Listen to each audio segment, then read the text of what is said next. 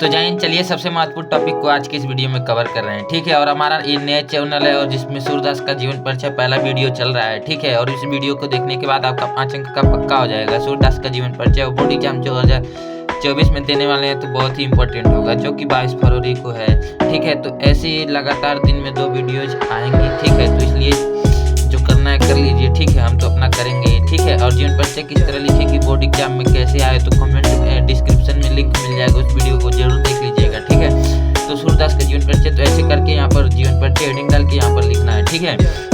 अगर आप लोग कमेंट करेंगे तो कॉपी में कैसे लिख कर बताना है वो भी कर देंगे, ठीक है। तो चलिए सूरदास जी का जीवन परिचय देखते हैं। सूरदास जी का जन्म सन 1478 और यहाँ पर सन और संबोध में बच्चे कंफ्यूज रहते हैं, तो ठीक है। तो या तो सन लिखिएगा या तो संबोध लिखिएगा, दोनों में से एक लिखिएगा, मतलब दोनों नहीं लिखिएगा, ठीक है।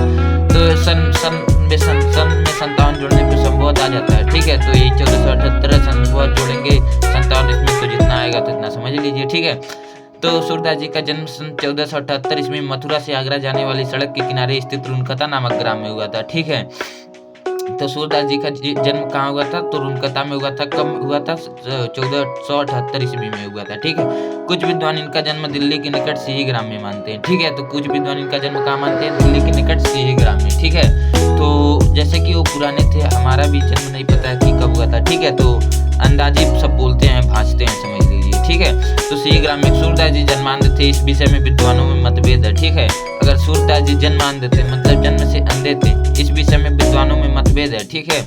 और उन्होंने कृष्ण की बाल लीलाओं का मानव स्वभाव का तथा प्रकृति का ऐसा चित्र वर्णन किया है जो आंखों से प्रत्यक्ष देखे बिना संभव ही नहीं है, ठीक है। तो ऐसा कैसे हो सकता है कि उन्होंने कृष्ण के बाल मतलब जब बचपन की लीला मतलब कारनामों को वर्णन किया है, जैसे कि वो पढ़ोगे तो आपको एकदम सचित्र मतलब मन में दिखाई देगा, ऐसा है। तो मानव स्वभाव का प्रकृति का ऐसा सचित्र एकदम सचित्र वर्णन किया है, जैसे कि पढ़ने से अनुभव हो जाएगा कि कैसा था नहीं था, ठीक है। जो आंखों से प्रत्यक्ष मतलब होता है डायरेक्ट, मतलब इंग्लिश में डायरेक्ट, हिंदी में प्रत्यक्ष कहते हैं, ठीक है। तो प्रत्यक्ष देखे बिना संभव ही नहीं है, ठीक है। तो संभव ही नहीं। उन्होंने स्वयं को जन्मांध कहा है, उन्होंने लाक्षणिक रूप से अथवा ज्ञान चक्षु के अभाव के लिए भी कहा हो सकता है, ठीक है। ऐसा थोड़ी कोई आदमी झूठ बोल रहा है तो मतलब के लिए बोल रहा है, ठीक है। ऐसा भी हो सकता है कि उसका मजबूरी भी हो सकता है, ठीक है। तो सूरदास जी की रुचि बचपन से ही भगवत भक्ति के गायन में थी, ठीक है। सूरदास जी की रुचि बचपन से किस में थी, भगवत भक्ति के गायन में थी, ठीक है। इनसे भक्ति का एक पद सुनकर पुष्टि मार्ग के संस्थापक महाप्रभु वल्लभाचार्य ने इन्हें अपना शिष्य बना लिया और श्रीनाथ जी के मंदिर में कीर्तन करने का भार सौंप दिया, ठीक है। तो श्रीनाथ जी के मंदिर में क्या करने के लिए सौंप दिया, भार सौंप दिया, ठीक है, कीर्तन करने के लिए, ठीक है। श्री वल्लभाचार्य के पुत्र विठ्ठल लाल, ठीक है। तो श्री वल्लभाचार्य के पुत्र कौन है, विठ्ठल लाल ने अष्टछाप नाम से 8 कृष्ण भक्त कवियों का संगठन बनाया था, ठीक है। तो श्री वल्लभाचार्य के पुत्र कौन थे, विठ्ठल लाल ने क्या किया, अष्टछाप नाम से 8 कृष्ण, अष्ट मतलब 8 होता है ये, ठीक है। अष्टछाप नाम से 8 कृष्ण भक्त कवियों का, राम भक्त नहीं कृष्ण भक्त, यहाँ पर देखिए। और ये सूरदास जी कृष्ण भक्त थे और तुलसीदास जी राम भक्त थे, ये ध्यान रहे। और उस पर 4 लाइन बन सकती है, ठीक है। तो कृष्ण भक्त कवियों का संगठन बनाया था जिसमें से सूरदास जी सर्वश्रेष्ठ कवि थे, ठीक है। तो उन 8 कवियों में से सूरदास जी क्या थे, सर्वश्रेष्ठ कवि थे, ठीक है। वे गौ घाट पर रहकर जीवन पर्यत्न मतलब जीवन भर कृष्ण की बाल लीलाओं का गायन करते रहे, ठीक है, गायन करते रहे। चलिए इसके आगे देख लेते हैं, ठीक है। इनका मृत्यु सूरदास जी की मृत्यु सन 1583 ईस्वी में गोसाई विठ्ठल लाल के सामने, ठीक है।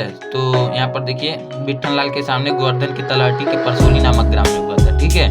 तो सूरदास जी की रुचि बचपन से ही किसमें थी, भगवत भक्ति के गायन में थी। उनके गुरु कौन थे, तो पुष्टि मार्ग के संस्थापक महाप्रभु वल्लभाचार्य थे। उनके पुत्र कौन थे, विठ्ठल लाल, ठीक है। विठ्ठल लाल ने क्या करवाया, अष्ट नाम से 8 कृष्ण भक्त कवियों का संगठन बनवाया था, जिसमें से सूरदास जी सर्वश्रेष्ठ कवि थे, ठीक है। यहाँ पर देखिए खंजन नैन रूप रसमाते पद का गान करते हुए उन्होंने अपने भौतिक शरीर का त्याग कर दिया, ठीक है।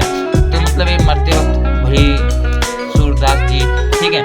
चलिए जाने दीजिए सब छोड़िए और चलिए ये रचना देख लेते हैं। क्योंकि आप लोग इतना लिखेंगे तो 3 नंबर और इतना लिख देंगे तो 2 नंबर, ठीक है। तो इसको लिखना इंपॉर्टेंट है, ठीक है। रचनाएं कुछ ऐसा नहीं है, बाकी सूरसागर सूरसरावली तथा साहित्य लहरी, ठीक है, इतना ही है। बस इतना आप लोग रट लेंगे तो आपका काम बन जाएगा, ठीक है। और बढ़िया क्वालिटी है नहीं ये भी बता दीजिएगा, ठीक है। बोर्ड एग्जाम बहुत ही नज़दीक है, तो इसलिए आप लोग इसको 2-4 बार देख लीजिएगा, 2-4 बार लिख लीजिएगा, आपको याद हो जाएगा, ठीक है। तो ठीक है, बाय बाय, मिलते हैं नेक्स्ट टॉपिक के साथ नेक्स्ट वीडियो में। तब तक के लिए जय हिंद जय भारत।